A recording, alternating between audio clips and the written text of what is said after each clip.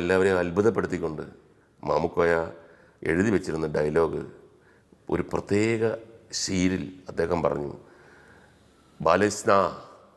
ബാലകൃഷ്ണ എന്നേ പറയത്തുള്ളൂ. ബാലകൃഷ്ണ, ഇന്ന ദിവസം ഞാൻ വരുവടാ, എൻ്റെ കൂടെ ഈ ആൾക്കാരും കാണും. നിന്നെ തല്ലാനോ കൊല്ലാനോ നിന്നെ ഉപദ്രവിക്കാനോ അല്ല ബാലകൃഷ്ണ, ഞാനിവിടെ വീണ് മയ്യത്താവും.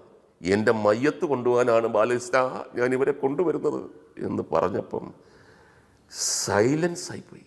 സെറ്റിൽ സായികുമാർ, ഞാൻ ഇന്നസെൻ്റ് ഏട്ടനും സിദ്ദിഖും ലാലും എല്ലാവരും കൂടെ ശരിക്കും ഒരു ഒരു ഒരു ഒരു വിങ്ങൽ വന്നു.